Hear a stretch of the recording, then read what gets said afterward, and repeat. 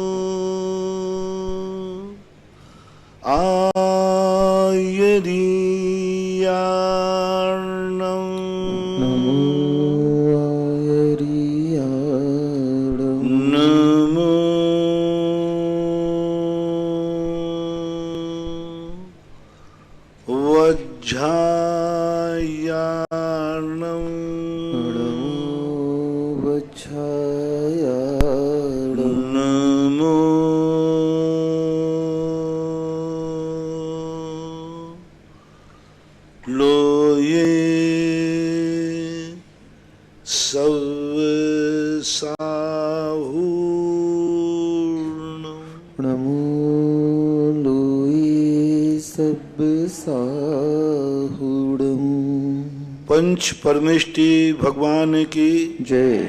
आचार्य श्री गुरुवर कुंद कुंद महाराज की जय। आचार्य श्री गुरुवर विद्यासागर जी महाराज की जय। परम पूज्य मुनिवर श्री सुधा सागर जी महाराज की जय। समस्त मुनि संघ की जय। Meenu Jain, fancy dress, Baraut. गुरुवर नमोस्तु। महाराज जी, इनकी जिज्ञासा है कि लगभग कई धर्मों में ब्याज के काम के लिए मना किया गया है कि ब्याज का धन नहीं खाना चाहिए। तो महाराज जी, ब्याज का धन क्यों नहीं खाना चाहिए? क्योंकि सामने वाले की जरूरत होती है और उसको हम उसके साख पर ब्याज में पैसा देते हैं, जिससे वह अपने परिवार की स्थिति को ठीक कर लेता है। तो फिर धर्म इसकी अनुमति क्यों नहीं देता है? किसने, धर्म ने कहाँ लिखा कि ब्याज का धन नहीं खाना चाहिए? कहीं नहीं आया, कोई भी शास्त्र में ऐसा नहीं आया। बल्कि ये समर्थन भी किया है पूज्यवर उमा स्वामी महाराज ने कि न्यासापहार, यानी दूसरे के द्वारा गिरवी रखी हुई वस्तु को डकार जाना, यानी वापस नहीं देना, इससे सिद्ध है कि ब्याज का या गिरवी का धंधा किया जा सकता है। लेकिन सूत्र में उमा स्वामी इसका समर्थन कर रहे हैं। महाराज जी, वर्तमान में आचार्य श्री के माध्यम से कहा जाता है कि अभी मैं आगम की बात कर रहा हूँ, वो बता देता हूँ आचार्य के माध्यम से क्या कहा गया। भाव समझा करो, कोई भी महान आचार्य आगम विरुद्ध बात नहीं करते। तत्वार्थ सूत्र के अंदर स्पष्ट उल्लेख आया न्यासापहार, हाँ, यानी किसी की रखी हुई वस्तु। पूज्यवर ज्ञान सागर महाराज ने भद्रोदय के अंदर स्पष्ट रूप से भद्रमित्र की एक चर्चा की। सत्य घोष का एक उदाहरण आता है, मित्र रत्न रख के गया, तो ये सब चीजों का कोई बाधा नहीं। हाँ, ब्याज शब्द का उल्लेख जरूर देखने में नहीं आया, लेकिन न्यासापहार रखने का कोई ऐसा ही तो रखेगा नहीं। वो धरोहर रख के गए महाराज जी। नहीं, न्यासापहार का अर्थ होता है धरोहर कोई तो, लेकिन उसमें ब्याज शब्द का उल्लेख नहीं किया। लेकिन कोई ऐसा नहीं है कि तुम्हारे लिए फोकट में दे देता हो, उसके बदले कोई लेते हैं। बहुत सारे आगम में ब्याजों में ऐसे दूसरे नामों से वर्णन मिलता है, इसलिए ऐसी कोई बाधा नहीं है। बस आचार्य श्री का जो सोच है वो ये है कि तुम कोई व्यक्ति अपनी अटकी पर लेके गया, दो प्रकार का ब्याज का धंधा होता है। एक कोई व्यापार को लेके गया, मकान बनाने के लेके गया, और एक व्यक्ति बीमारी के लिए मजबूरी में लेके गया। अब उसके पास तो वैसे ही खाने को नहीं है और बीमारी आ गई और आपसे लेके गया, आपने 5 रुपया सैकड़ा और लगा दिया, तो वो तो वैसे ही मर गया।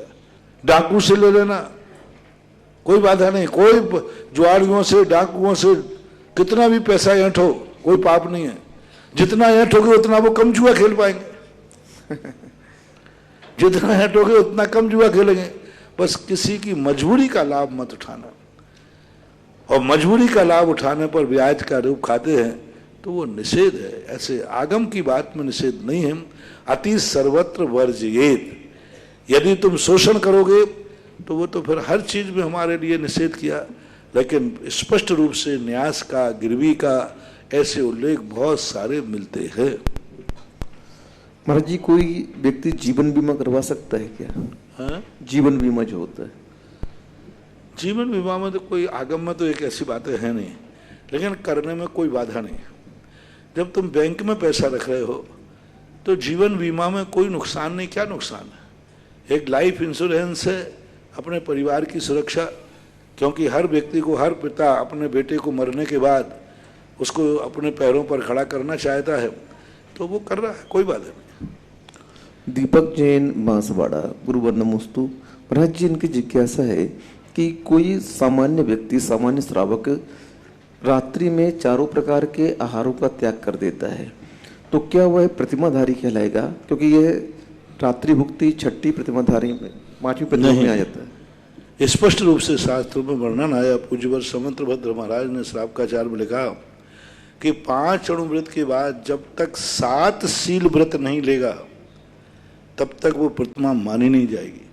5 अणुव्रत भी ले लिए तो भी वह प्रतिमाधारी नहीं है, तो भी पंचम गुण स्थानवर्ती नहीं है, क्योंकि मध्यमाद मसु त्यागई सहानुव्रत पंचकम, ये उन्होंने प्रतिमा के पहले वर्णन कर दिया। प्रतिमाओं का जब वर्णन आया तो कब आया छठी प्रतिमा? पहले 7 शील व्रत हों, दिग्व्रत, देश में 3, गुण में 4, शिक्षा व्रत, सामायिक प्रतिमा हो, 7 में 3 टाइम सामायिक करता हो, और फिर उसके बाद उसका सचित्त त्याग हो, फिर प्रोषद करता हो। इस प्रकार ये 5 प्रतिमाएं जब पालता हो तब यदि फिर रात्रि भोजन त्याग करता है तो छठवीं प्रतिमा मानी जाएगी। अकेले बीच में से छठवीं प्रतिमा उठा लो और ना सामायिक करो, ना गुणव्रत, शिक्षाव्रत कुछ भी पालन नहीं करो, प्रोषदोपवास आदि कुछ नहीं करो, सीधा रात्रि का त्याग करते हम, तो ये प्रतिमाधारी नहीं माना जाएगा। ये अविरत सम्यक दृष्टि की एक साधना, अभ्यास माना जाएगा। एक उसके धर्म के लिए गुणस्थान में वृद्धि नहीं होगी, पुण्य में श्री वृद्धि हो सकती है। सुरेंद्र शाह भीलवाड़ा, गुरुवर नमोस्तु। महाराज जी, इनकी जिज्ञासा है कि सिद्ध शिला का स्वरूप क्या है और उस सिद्ध शिला में भी समय भेद आदि होता है क्या?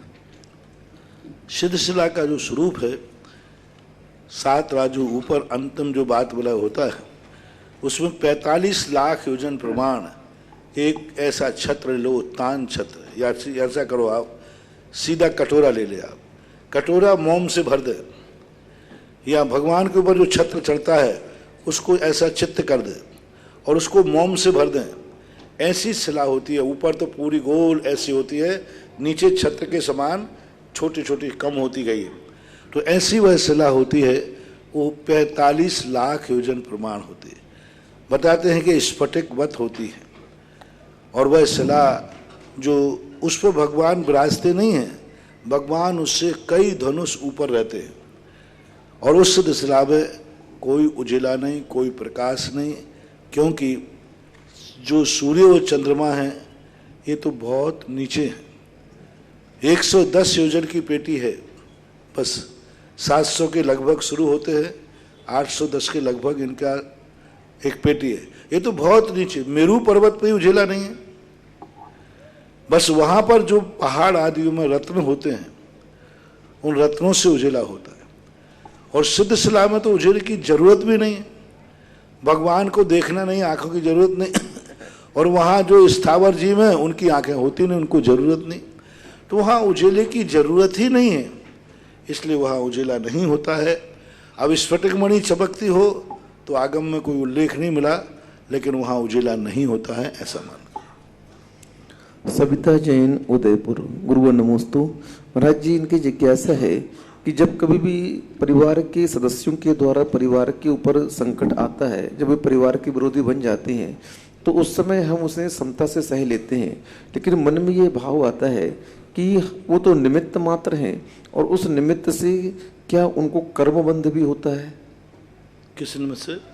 परिवार का सदस्य है और परिवार के ऊपर ही वह गलत कर रहा है परिवार के साथ में और निमित्त बन रहा है, क्योंकि कर्म को दे तो हमारा है। बंद तो सबको होगा, कोई भी हो, परिवार का हो और बल्कि यहाँ तक कि स्वयं के भी हो।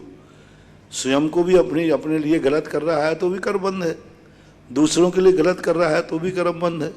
कर्म बंद जो है अपने और पराये को नहीं देखता, वो तो कर्म बंद बराबर होता है। जिस क्वालिटी का पाप करेगा उस पर क्वालिटी का बंद होगा। अनीता जैन मनासा, गुरुवर नमोस्तु। महाराज जी, इनकी जिज्ञासा है कि जब बच्चे को 45 दिन के बाद मंदिर ले जाते हैं तो उस समय शुक्ल पक्ष में ले जाना चाहिए या इसमें अमावस्या में? ऐसा कोई उल्लेख नहीं मिला। मात्र इतना है कि 45वें दिन उसको मंदिर ले जाते हैं। फिर भी यदि शुभ मुहूर्त देखते हैं तो अच्छा ही है, उससे कोई नुकसान नहीं है। लेकिन शुक्ल पक्ष का इतना इंतजार न करें। कृष्ण पक्ष में भी बहुत सारी तिथियां शुभ होती हैं, उनमें ले जाते हैं, तो मुहूर्त से ले जाओ तो अच्छा ही है। लेकिन ऐसा कोई उल्लेख शास्त्रों में नहीं। बस इतना सब क्या है, शुभ दिन शुभ मुहूर्त में उसे भगवान का दर्शन कराएं, तो उससे संकेत लगा लो कि थोड़ा बहुत शुभ मुहूर्त देख लेना चाहिए। अमावस्या हो, टूटती तिथि हो, कोई उत्पाद योग, मृत्यु योग आदि हो, तो सामान्य रूप से इस पर थोड़ा सा गौर कर लेना चाहिए। नीलम जैन, डीसी जैन, नेहानगर सागर, गुरुवर नमोस्तु। महाराज जी, इनकी जिज्ञासा है कि सब कुछ जानते हुए भी, उपदेश को सुनते हुए भी व्यक्ति इस संसार में थोड़ा सा समय अपने आत्मा के कल्याण के लिए नहीं निकाल पाता, ऐसा क्यों? क्योंकि उसे आत्मा का पता नहीं, वो कल्याण क्या करेगा। अभी सवेरे प्रवचन क्या दे रहा हूं मैं, उसे यही पता नहीं है कि मैं आत्मा हूं, उसे यही पता नहीं कि मैं कल था, उसे यही मार्ग विश्वास नहीं कि मैं कल रहूंगा, उसको एहसास ही नहीं हो रहा है। और यही अभी मैं दैनिक प्रवचनों में कह रहा हूं कि पहले ये एहसास करो कि मैं हूं। उसे तो अभी ऐसा बावला बनाया कि उसे यही नहीं पता कि मैं हूं कौन। इसी को बोलते हमारे यहाँ कसाय और मिथ्यात्व का नशा जब चढ़ जाता है तो व्यक्ति स्वयं का भी स्वरूप भूल जाता है। अब स्वयं के स्वरूप को जानने के लिए उसे कुछ ना कुछ तो तत्व चिंतन करना ही पड़ेगा। बसंती शाह, भीलवाड़ा, गुरुवर नमोस्तु। महाराज जी, इनकी जिज्ञासा है कि समूह शरण में कौन कौन से जीव नहीं जा सकते? कौन कौन के जीव नहीं जा सकते? बस संगी पंचेंद्रिय जीव जा सकता है, शेष नहीं जा सकते। नहीं, उसमें भी अभव्य पूरा उत्तर देना दो, मैं भी दे रहा हूँ। पहला निर्णय है कि संगी पंचेंद्रिय जो जीव होते हैं वे ही सबूषण में जाते एक बार। संगी पंचेंद्रियों में भी अभव्य नहीं जाएगा। यदि अभव्य कोई संगी पंचेंद्रिय है तो नहीं जाएगा। शेष लोग जो हैं वो जा सकते हैं, कोई बाधा नहीं, सबके लिए खुला है दरबार। त्रियंच जा सकते हैं, पशु पक्षी जा सकते हैं, जलचर जीव नहीं जा सकते। और जलचर जीव जाएंगे नहीं, वो बाहर निकल नहीं सकता पानी से। नभचर, थलचर और तीन होते ना, नभ, थल, जल। तो जलचर छोड़ करके नभ, आकाश के पशु पक्षी, हंस आदि जा सकते हैं। कबूतर आदि, मुर्गे आदियों का उल्लेख मिलता है। कई पक्षी दोनों होते हैं। हाँ, और जो नभचर हैं वे थलचर तो जरूर हैं। जो थलचर हैं वे नभचर हों ऐसा कोई नियम नहीं है। ऐसा एक भी पक्षी नहीं है जो नभ में चलता हो, जमीन पे नहीं चलता हो। तो नभचर, हर नभचर जीव थलचर होता ही है। थलचर जीव नभचर हो ये कोई नियम नहीं। तो ये दो चीजों के लिए आपके लिए। लेकिन जलचर जो जीव है वह वहां पर नहीं जाता। मत्स्य के संबंध में जो चर्चाएं हैं, मछली और मत्स्य में अंतर है। मत्स्य के संबंध में ऐसा कोई अलग से उल्लेख नहीं मिला, क्योंकि ये उभयचरी है, थलचर भी है, नभचर भी है। चला जाए तो कोई बाधा नहीं। जब सांप जा सकते हैं, शेर जा सकते हैं, तो मगरमच्छ को जाने में कोई बाधा नहीं। लेकिन फॉर एग्जाम्पल कोई ऐसा हमें उदाहरण देखने में नहीं आया कि समोषण में कोई मगरमच्छ भी गया था। सांप का उल्लेख मिला, शेर का उल्लेख मिला, और भी सबके उल्लेख, लेकिन मगरमच्छ का उल्लेख देखने में नहीं मिल रहा है। जाने में कोई बाधा नहीं है क्योंकि वो जमीन पर चल सकता है। संध्या जैन, जबलपुर, मदर टेरेसा, गुरुवर नमोस्तु। महाराज जी, इनकी जिज्ञासा है कि जिसने समाज में बोली ली है और पहली बोली का, पुरानी बोली का पैसा जमा नहीं किया और नई बोली लेते हैं और परिवार के लोग उन्हें मना करते हैं कि भाई अभी पुरानी चुकता हो जाने दो, मना नहीं है कि मत लो, लेकिन पुरानी चुकता हो जाए फिर अपन नया लेंगे, तो ऐसा कहने में कोई दोष है क्या? अब इस केस को पूरा मामला सुनना पड़ेगा, लेने वाले से भी सुनना पड़ेगा। कि कई लोग लेने वाला कहता है महाराज जी खूब धन में पैसा रखा है, ये तो सब कंजूस खोपड़ी हैं, देना नहीं चाहते, इसलिए मैं बोल देता हूँ कि अब तो झक मार के दोगे। हाँ, एक केस मेरे पास आए, हाँ ऐसे ही प्रश्न पूछा, महाराज जी हमें अभी पहली बोली नहीं दी गई, दूसरी ले ली। तो मैंने कहा भैया क्यों ले ली, मतलब ना जी। बोले महाराज जी ये दे नहीं रहा, पैसा तो है, पैसा तो खूब रखा है, दे नहीं रहे, ये इसलिए नहीं दे रहा कि फिर मैं नई बोली ले लूंगा, इसलिए मैंने दूसरी बोली ले ली, फिर ले ली। तो अब एक केस सुनना पड़ेगा, ऐसे थोड़ी कि मैं कोई बात कह दूं। मैं किसी को धर्म के कार्य से कैसे रोक सकता हूं? रोकना भी नहीं चाहिए। व्यवस्था क्या है, परिस्थिति क्या है, इस सबको देखना पड़ेगा, क्योंकि रोकने वाले 90% कंजूस खोपड़ी माइजर होते हैं, 10% लोग होते हैं जो परिस्थिति बस रोकते हैं, 90% तो कंजूस खोपड़ियां होते हैं जिनकी चमड़ी जाए पर दमड़ी ना जाए, दमड़ी जाए, हाँ चमड़ी जाए पर दमड़ी ना जाए, ऐसे कुछ लोग होते हैं। तो अब इसके लिए पहले हमें केस बताओ, फिर मैं उससे पूछूंगा, लेने वाले से, बोलने वाले से, कि भाई तूने क्यों बोल दी जब तेरे घर की हिम्मत नहीं थी और एक बोली चुकी नहीं, तो सही ओरिजिनलिटी तो वो बताएगा। और फिर दोनों की सुनने के बाद फिर मैं प्रश्न का उत्तर दूंगा कि उसको लेना चाहिए, बोलना चाहिए या नहीं बोलना चाहिए। शुभम जैन सोनी केकड़ी गुरुवर नमोस्तु। महाराज जी, इनकी जिज्ञासा है कि एक दिन आपने कहा था प्रवचनों में कि जो व्यक्ति घर में प्रवचन सुनकर के शयन कक्ष में भोजन करता है तो वह व्यक्ति कभी भी कर्जा से मुक्त नहीं हो सकता। जो व्यक्ति शयन कक्ष में भोजन करता है तो वह व्यक्ति कभी भी कर्जा मुक्त नहीं हो सकता। तो ये बोल रहे महाराज जी, किसी की आदत ऐसी बन गई है तो वो क्या करे? ये बात आगम में कहीं आई है क्या? सवाई आगम में स्पष्ट आया है कि कौन सा स्थान कौन सा कार्य करना चाहिए। शयन कक्ष के अंदर कोई भी अन्य कोई भी एक्टिविटी करते हैं तो उसका प्रभाव तुम्हारी जिंदगी में पड़ेगा। यदि मान लीजिए वहाँ पर बैठ कर के कोई भोजनशाला में यदि इस प्रकार के शयन कक्ष करता है तो भी गलत है।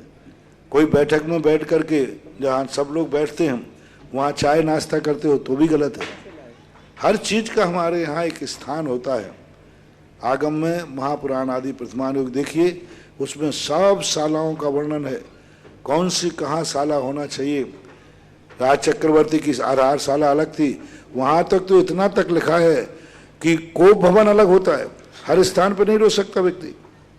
जहाँ चाहे रोने बैठ गए, जहाँ चाहे रूस गए, नहीं, कोप भवन अलग होगा। पूरे महल को गंदा नहीं किया जा सकता, पूरे महल को आंसुओं से अपवित्र नहीं किया जा सकता। रोना है, कोप भवन है तो कोप भवन अलग होते थे। हर चीज का अलग एक व्यवस्था है और उसका बहुत बड़ा प्रभाव पड़ता है, पढ़ना ही चाहिए। दीक्षांत जैन दिल्ली गुरुवर नमोस्तु। महाराज जी, इनकी जिज्ञासा है कि मंगल कलश तो मंगल कलश होता है, तो फिर इसमें प्रथम द्वितीय तृतीय क्यों रखा जाता है? मंगल कलश तो मंगल कलश होता है, इसमें प्रथम द्वितीय तृतीय क्यों रखते हैं सबको? मंगल का एक मंगल, दो मंगल, 100 मंगल नहीं, बोलियों में कि पहला मंगल कलश है, दूसरा मंगल कलश। वो तो पक्का है, बोली के हिसाब से, दान के हिसाब से मंगल कलश का फल मिलता है। ऐसा ही थोड़ी है कि एक व्यक्ति ने 1 करोड़ रुपए का कलश किया और एक ने 1100 किया, दोनों को बराबर फल थोड़ी मिल जाएगा। हमारे यहाँ मंगल कलश में जो राशि आप बोलते हो उस राशि के अनुसार मांगलिक होता है, क्योंकि दान देने के बाद वस्तु का प्रभाव पड़ता है। ये पैसा नहीं है। लोगों को लगता है शांति धारा से पैसा कमाया जा रहा है, इन मूर्खों को यही पता नहीं है कि शांति धारा के माध्यम से दान दिया जा रहा है। अब दान को उन्होंने कमाई लिख दी, दान को कमाई लिखते हैं, पैसा बोलियों से पैसा कमाया जा रहा है। अरे मूर्खों, कमाया नहीं जा रहा है, एक पापी को धर्म में लगाया जा रहा है। ऐसे शब्दों का प्रयोग करते हैं। और गजब तो ये है कि पिछीधारी साधु, आरिका, मुनिराज, पंडित लोग ऐसे शब्दों का प्रयोग करते हैं। इनकी जिंदगी में कभी भी कुछ नहीं होना। ये जिंदगी में मंदिरों की चमगादड़ भी नहीं भगवा पाते, क्योंकि पैसा का तो विरोधी है। ये तो कहते दान पूजा पुण्य नहीं है। अरे दान पूजा पुण्य नहीं है तो फिर पुण्य क्या है ये बता दो। महाराज बन नहीं पाना, वृत्ति इनसे पलते नहीं है। अरे दान पूजा करने से शास्त्रों के अंदर जिस प्रकार के दान की जरूरत है, ऐसे लोगों की जिंदगी में खुद आशीर्वाद में अतिशय कम हो जाता है। फिर ऐसे लोग कभी 2 रुपया भी मंदिर को चाहिए पड़े तो उनके प्रवचनों का प्रभाव नहीं पड़ता, क्योंकि सदा दान की बुराई की है। उनको कमाई दान दे रहा है तो उसे कमाई दिख रही है। मंगल कलश बैठ रहे तो चतुर्मासी कमाई दे रहे। आजकल चतुर्मासों में पैसा कमाया जा रहा है मंगल कलश के माध्यम से। अरे मूर्खों, ये बताओ कि मंगल कलश के माध्यम से करोड़ों रुपए से तीर्थ क्षेत्र बनाए जा रहे हैं। वो आपको हमारे नहीं, वो तीर्थ क्षेत्र बन रहे हैं। कितने तीर्थ क्षेत्र बन रहे हैं? अब बहाना तो कोई ना कोई निमित्त चाहिए। सीडी के लिए कोई पैसा नहीं देता और भगवान की मूर्ति के लिए व्यक्ति 100 गुना दे देगा। अब उस मूर्ति में ऐसा रखा जाता है जिससे सीडी भी बन जाए, फर्श भी बन जाए, मंदिर बन जाए। क्योंकि व्यक्ति कहता है मैं तो भगवान के निमित्त से आप 1 करोड़ ले लो, तो उसको तो कहा तू भगवान के निमित्त से 1 करोड़ दे दे, तो उसको तो 1 करोड़ का पुण्य लग गया। अब यहाँ सीडी भी बनेगी, फर्श भी लगेगा, किवाड़ भी लगेंगे, बिजली भी लगेगी, सब लगेगा। तो ये सब कलाएं, दान को कभी ऐसी बुरी दृष्टि से मत देखो। दान पापी भी देवे तो भी पुण्य ही कर रहा है, पाप तो नहीं कर रहा है। पापी का दान नहीं लोगे तो पाप करेगा, पाप तो करेगा ही, पाप में लगाएगा। तो इसलिए दान तो कैसा भी व्यक्ति, कोई भी व्यक्ति दान देता है, उसकी भूमिका के अनुसार जो वो दे सकता है वो देना चाहिए, और ऐसा कभी भी विरोध नहीं करना चाहिए। दान सबको हर्ष होना चाहिए कि देखो इस बहाने से, मंगल कलश के बहाने के, शांति धारा के बहाने से कम लाखों रुपया क्षेत्र पे आ गया। क्षेत्र कमेटियों के घर नहीं भरते हैं, क्षेत्रों का विकास होता है। आज मंदिरों में ये दशा थी, भगवान के पूजन के लिए द्रव्य इकट्ठी करने के लिए 1100 रुपया इकट्ठा करना पसीना आता था, 100 रुपया लिखाते थे। और आज जब से शांति धारा की बोलियां लगी हैं, मंदिरों में ऐसा हो गया है कि मंदिर अकृत्रिम चैत्यालय जैसे लगने लगे हैं। यही बिजोलिया का हाल देखो क्या था। इस बिजोलिया में सब काम फोकट में होता था। एक सुबह 5 बजे आके टुनटुनी बजाए जय हो भगवान, और 1 बजे 10 बजे आता था, 11 बजे अपने ठाकुर जी अपने जब जिसको समय मिलता था। और यहाँ हालत ये थी कि सद्दालाल का वेतन चुकाने के लिए भी सोचना पड़ता था। सद्दालाल जी एक मुनीम जी थे, अभी भी हैं, है ना, अभी वही तो है। क्या परेशानी, हमने कहा कि भाई 1-2 कर्मचारी और लगाओ, तो मैंने पाया नहीं है, पाया शुरू की बात कर रहा हूं, एक ही था, वो पुजारी था। सही कह रहा हूं ना, पुजारी भी वही था बेचारा, पानी भी वही था, मैनेजर भी वही था। सुबह उठ करके वो मंदिर की 24 की पूजा अभिषेक करता था, और महाराज जी सब मैं ही करता हूं। ये हालत क्यों नहीं थी? क्योंकि आप आज देखो शांति धारा के माध्यम से कितना तीर्थ क्षेत्र का विकास हुआ। आज तीर्थ क्षेत्र को किसी के सामने हाथ फैलाने की जरूरत नहीं है। मंदिर का अतिशय हुआ, और सबसे बड़ा तो देखो लाखों रुपया दान देकर जो गए, आज वे लौट करके आभार में शांति धारा कर रहे हैं, उनके काम हो रहे हैं। ऐसा सोचना चाहिए। ऑनलाइन जिज्ञासाओं के बाद मैं अपनी ओर से यहाँ विराजित सभी श्रावक श्राविकाओं और टीवी के माध्यम से देख रहे देश विदेश के सभी श्रावक श्राविकाओं की ओर से परम पूज्य श्री के चरणों में कोटिशः नमोस्तु नमोस्तु नमोस्तु गुरुवर। और आज की प्रथम जिज्ञासा के लिए मैं बुलाना चाहूंगा श्रीमान शांति स्वरूप जी पाटनी, निवासी सूरत। और इसके बाद तैयार रहेगी बिमला जी बढ़िया सूरत। मेरे परम पूज्य गुरुदेव के चरणों में बारंबार नमोस्तु नमोस्तु नमोस्तु। है महाराज जी, आजकल एक फैशन सा चल रहा है कि लोग बाग वो मतलब ये अपने क्या बोलते हैं इसको, जो अपने खुद जो पढ़ाई करते हैं, मतलब शास्त्र पढ़ते हैं स्वाध्याय करने के लिए, स्वाध्याय करने के लोगों ने ग्रुप भी बना रखे हैं। पर फिर में वो लोग कुछ भी मतलब जैसे फेसबुक पे भी स्वाध्याय ग्रुप लोगों ने चालू कर रखा है, और उसमें जो मन में आता है वैसा डाल देते हैं, चाहे उनको कुछ समझ में आवे नहीं आवे, सब लोग अपने हिसाब से ही अपना उसका अर्थ निकाल लेते हैं। तो इसके लिए पूछना चाहता हूँ महाराज जी, कोई स्वाध्याय किया? स्वाध्याय ग्रुप बना रखे महाराज जी ने, स्वाध्याय ग्रुप हाँ ऑनलाइन कुछ भी डाल देते हैं। तो उसमें मोबाइल ये से जो स्वाध्याय हो रहा है उनमें मन माने अपनी धारणाएं, अपने विचारों को दूसरों के ऊपर थोपना है, तो पढ़ाई मत करो ऐसे स्वाध्याय। नहीं महाराज जी, पर उसके लिए बस यही पूछना था कि भाई हम लोग भी जैसे आज हमारे पास न तो इतना समय है कि भाई कोई अच्छे आदमी की संगत बैठ के शाम को बैठ सके, ऐसे या लोगों सुबह को ऐसे लोगों को ज्ञानावरणी कर्म का बंद होगा बराबर। नहीं, पर सुबह हमको फिर कौन सा स्वाध्याय ग्रंथ करना चाहिए जिसका हम तो उसको आराम से पढ़ सके, उसका हम अर्थ समझ सके। क्योंकि मैंने थोड़े दिन पहले एक रत्नकरण श्रावकाचार्य पढ़ने की कोशिश की थी, पर मेरे समझ में नहीं आया महाराज जी। देखो, जब तुम पहली क्लास में गए थे ना, तब भी तुम्हें कुछ भी समझ में नहीं आया था, दूसरी क्लास में समझ में नहीं आया, लेकिन जब चलते गए तो अच्छी तरह तुम्हें पढ़ना कितने साल में आया था? वो तो चौथी पांचवी के बाद ही आया था। चौथी पांचवी बाद, तो 5 साल तो पढ़ो यहाँ, बिना उसके देखता हूँ कैसे समझ में नहीं आता।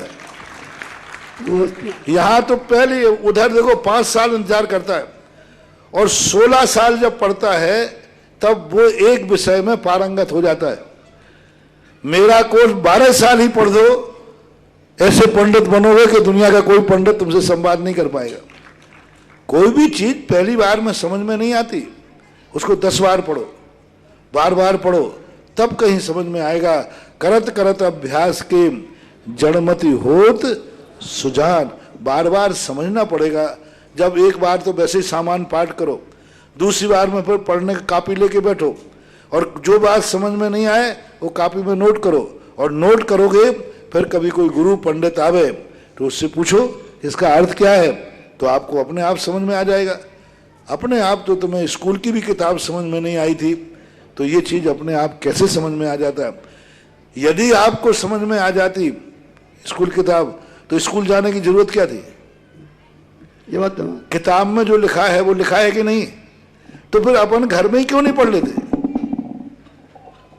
कि स्कूल में भी वही किताब पढ़ाएगा जो घर में पढ़ना है?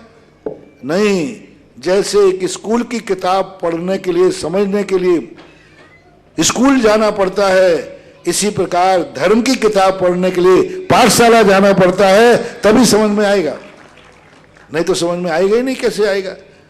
लौकिक कार्यों में तो व्यक्ति मेहनत कर रहा है, स्कूल जा रहा है, फीस दे रहा है, ट्यूशन भी पढ़ रहा है, और धर्म की किताब को सेल्फ स्टडी कर रहा है। तो सेल्फ स्टडी और लौकिक पढ़ाई की भी तो करो, वहां तो ट्यूशन भी लगा रहा अलग से। आज तक किसी धर्म की किताब की किसी ने ट्यूशन लगाई? किसी ने भी नहीं लगाई महाराज। नहीं लगाई, तो फिर अच्छे नंबर कैसे आएंगे? यदि अच्छे नंबर लाना है तो स्कूल की पद्धति को अपनाना पड़ेगा। पहले स्कूल में पढ़ो, फिर ट्यूशन पढ़ो, फिर होमवर्क करो, तब कहीं अच्छे नंबर ला पाओगे। नमस्ते महाराज। श्रीमती विमला जी बढ़ जाने के बाद तैयार रहेंगे श्रीमान प्रेम कुमार जी सामरिया, इंदौर। सूरत समाज की तरफ से नमस्ते महाराज जी।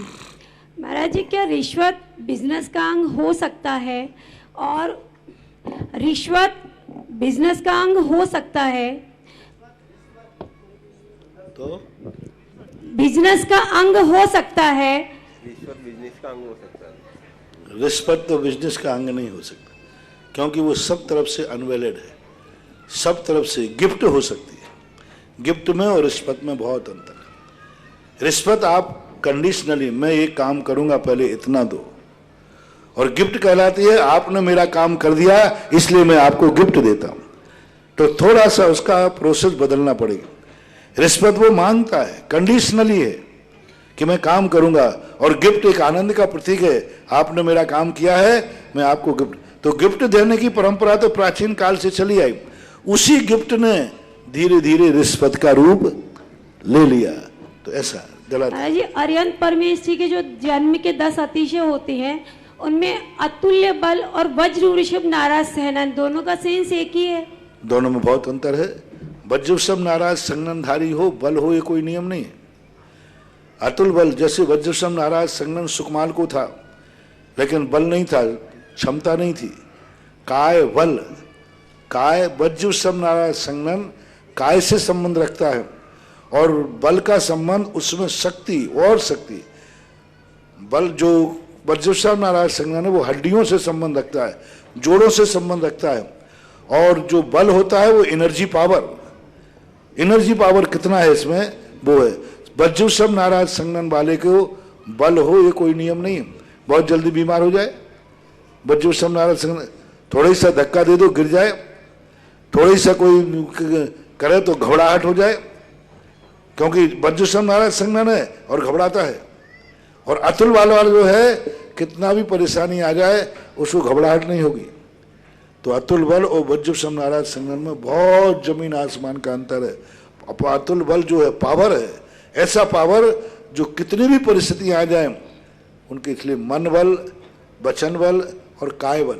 वचन योग अलग है, वचन बल अलग है। 10 प्राण, बल एक प्राण है, बल एक प्राण है। और वज्रसम नाराज संघनन प्राण नहीं है, वो प्राण नहीं है, वो कर्म है, एक कर्म का उदय है एक। और जो अतुल बल है एक कर्म का उदय नहीं है, वीर्यांतराय कर्म का क्षयोपशम है।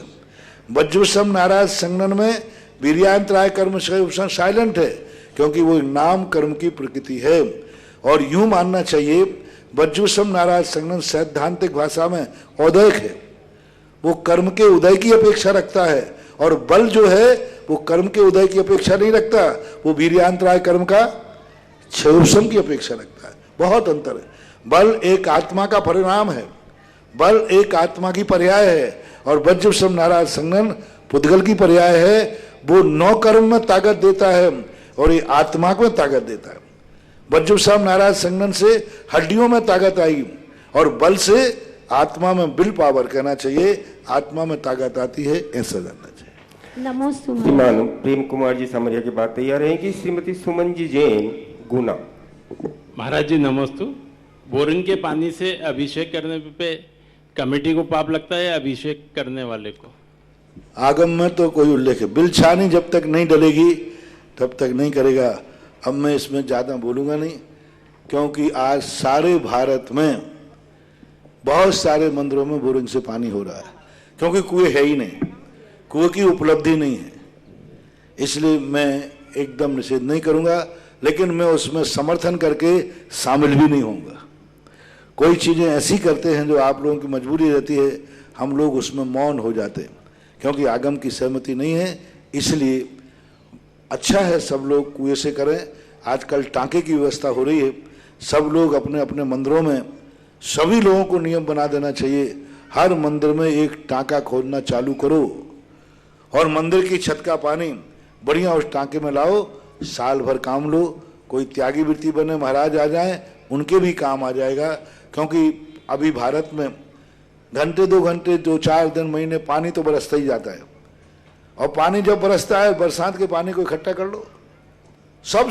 और इसमें कोई जगह नहीं चाहिए, कमरे के अंदर आप टांका खोल दीजिए, मंदिर के अंदर टांका खोल दिए, पूरे को पैक कर दो और पैक करके बाद छोटा सा होल रख दो पानी खींचने के लिए, तो जगह भी नहीं जाएगी और आपकी सारी समस्याओं का समाधान भी हो जाएगा।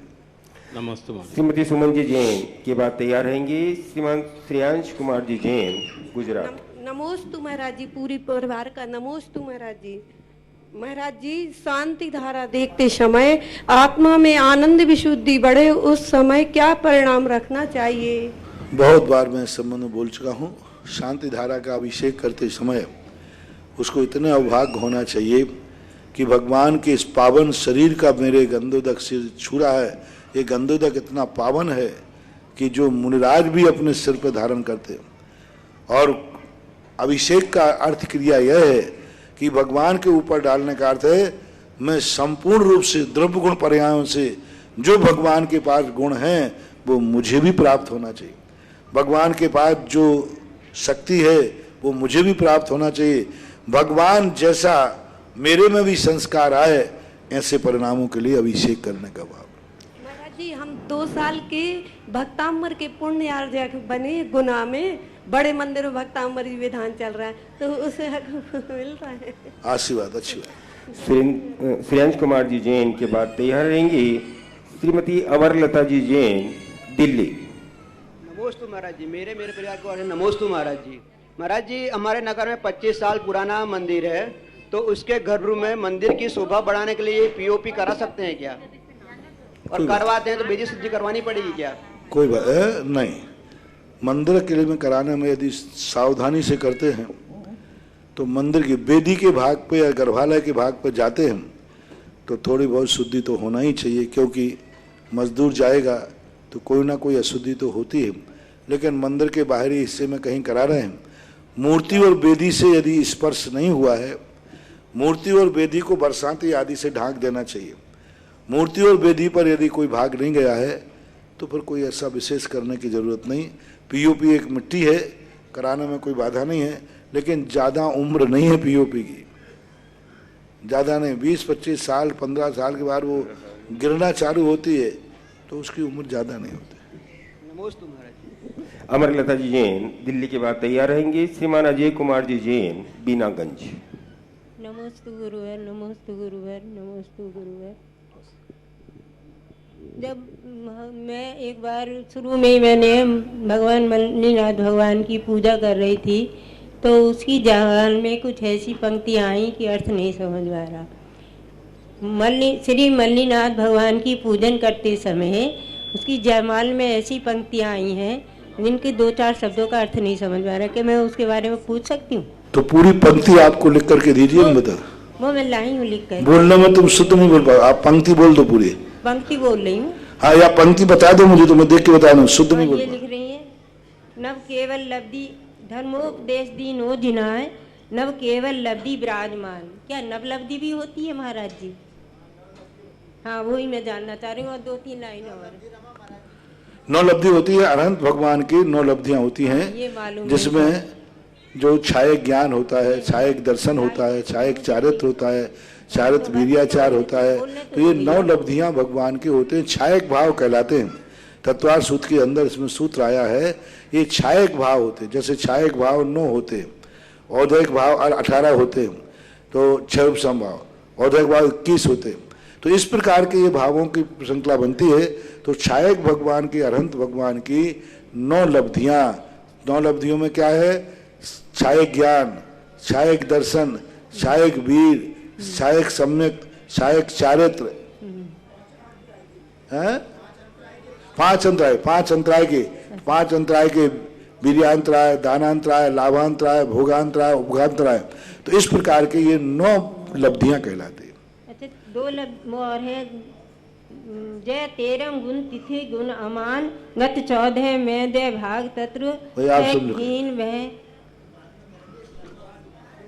चलो आप विनोद ब्रह्मचारी से पूछ लेना, हमें किताब दे देना तो मैं पढ़ दूंगा। आपका उच्चारण शुद्ध नहीं। अजय कुमार जी जैन बाकली बीनागंज के बाद तैयार रहेंगी ब्रह्मचारिणी दीदी साधना दीदी।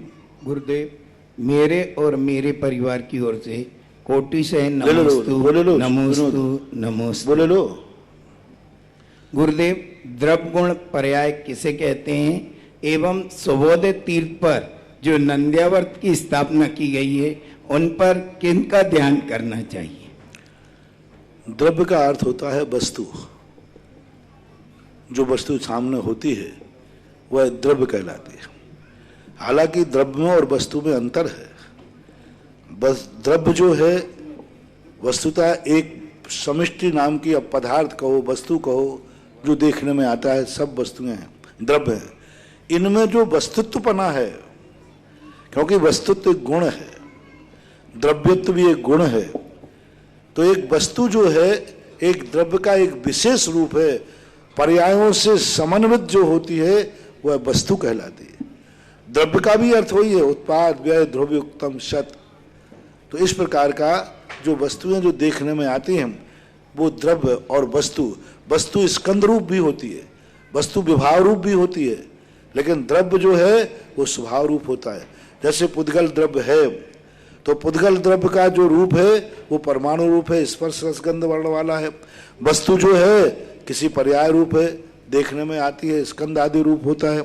तो इस प्रकार का जहाँ जहाँ वस्तु है वहाँ वहाँ द्रव्य है, जहाँ जहाँ द्रव्य हो वहाँ वस्तु का परिणमन हो, वस्तु रूप हो, ऐसा हम नहीं कह सकते।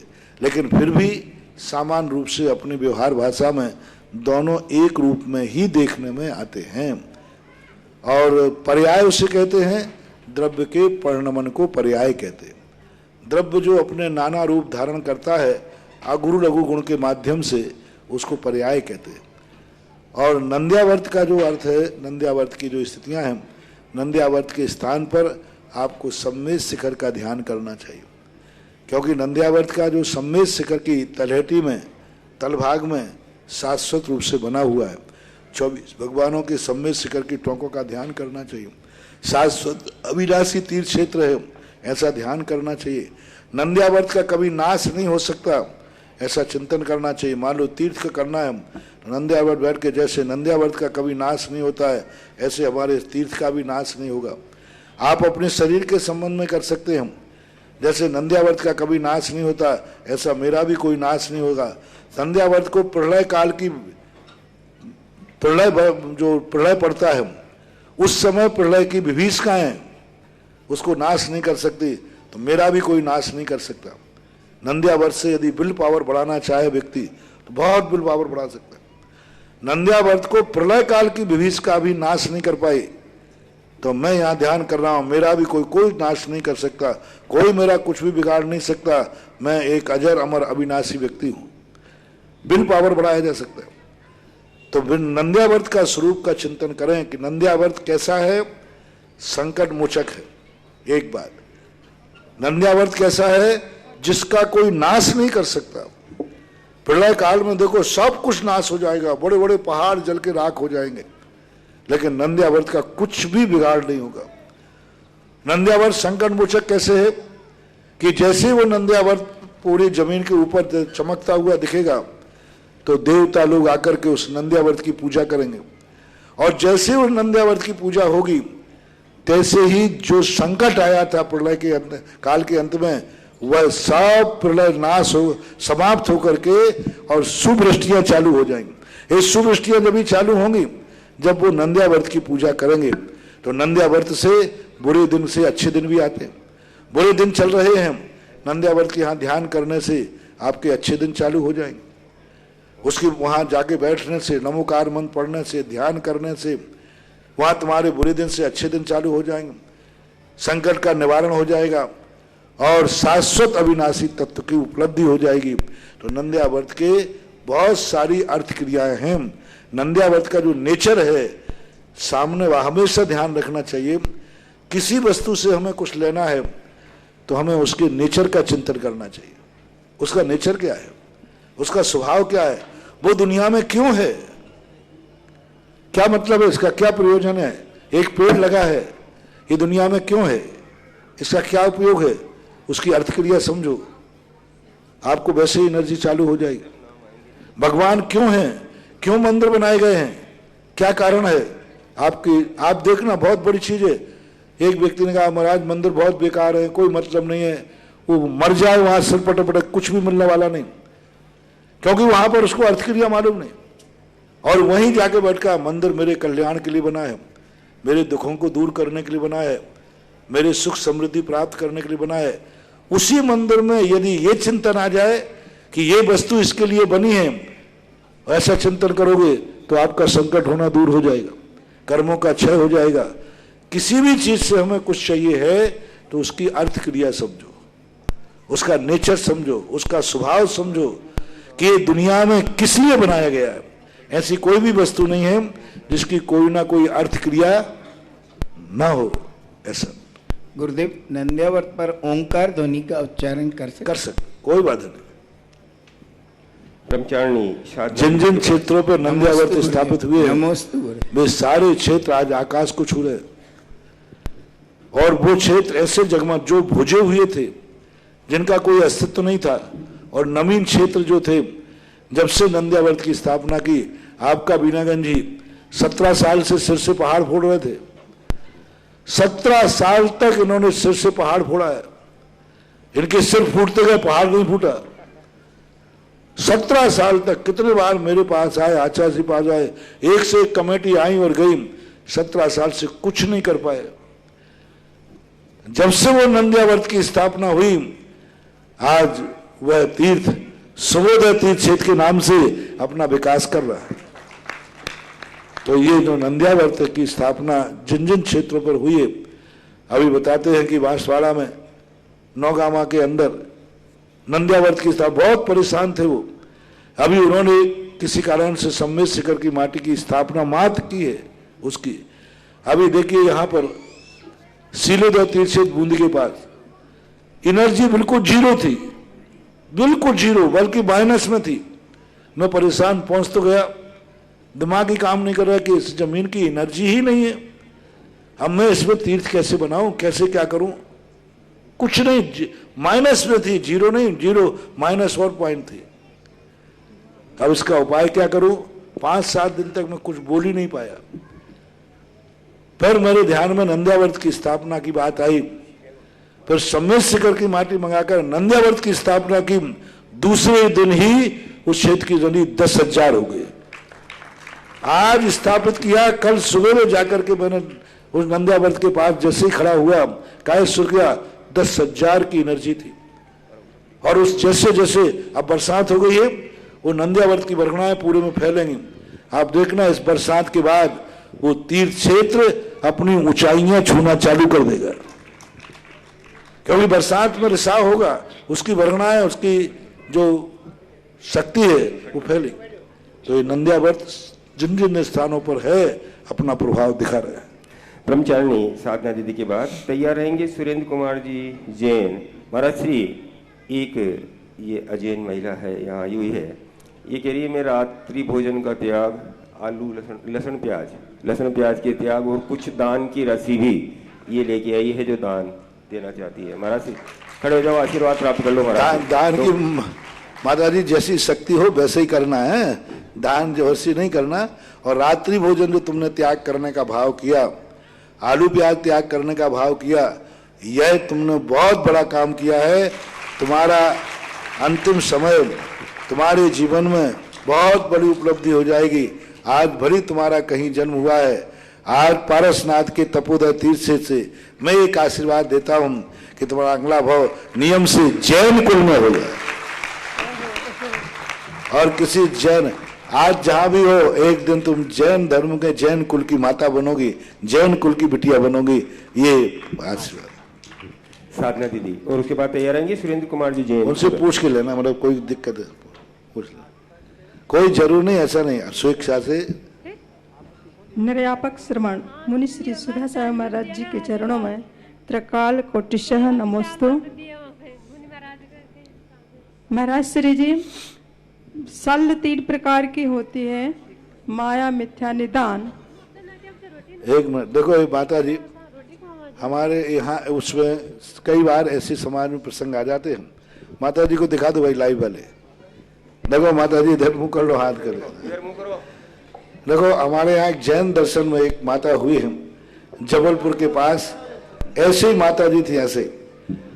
और क्या चलाती थी वो? चक्की पीस करके अपना परिवार, अपनी आजीविका चलाती थी। कोई उनके यहाँ था नहीं, आटा पीसती थी, घर घर जाकर के आटा पीसती थी। घर का आटा नहीं, घर घर जाकर के 10-5 घरों में जाकर आटा पीस करके और आजीविका करती थी। उसने कहा, सोचा कि मैं तो कुछ तो है ही नहीं जो पीसा है, तो उसने कहा कि मैं एक पहाड़ के ऊपर एक छोटी सी मड़िया बनाऊंगी मंदिर का, और उसने अपना दान कमाई का उसमें लगा दिया। आज तक वो पुसनहारी की मड़िया के नाम से है। ये दान कहलाते हैं, पीस पीस करके इस माजी का थोड़ा सा भी दान, इसकी श्रद्धा अंतरंग। तुम तो लोकलाज से भी दे सकते हो, कैसे करके दे सकते हो, लेकिन माजी ने जो भी दान देने का भाव किया, ये दान इसका बरगद के पेड़, आम के पेड़ के समान फलेगा, क्योंकि अंदर की श्रद्धा से, भावना से लेकर आई है।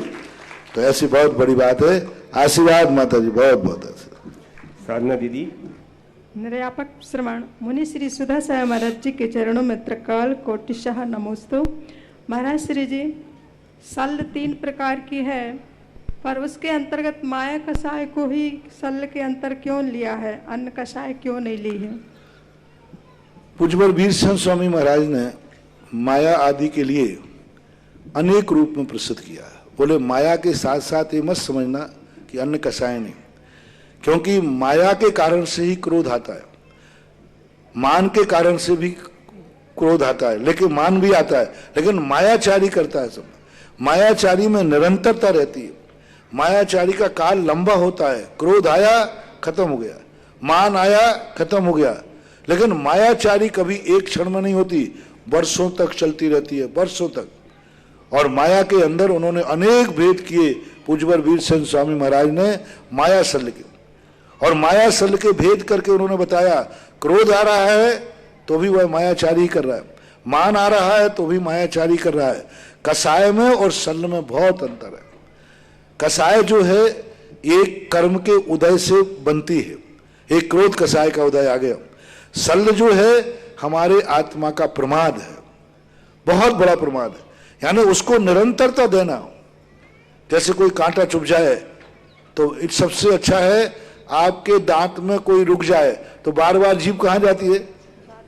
वहीं जाती है। तो सल ऐसी कहलाती है। माया को इसलिए लिया कि वो तीनों कसायों को, कोई लोभ करता है तो उसके साथ मायाचारी करना पड़ेगी कि नहीं? करना पड़ेगी। बिना मायाचारी के पैसा का दुकान पे पैसा कहाँ आएगा? उस वस्तु से हमें राग है, अब इसको छुपाओ, मायाचारी। मान कसाय आएगी तो मान के लिए भी मायाचारी करेगा, क्योंकि हमारा सम्मान कैसे रहेगा?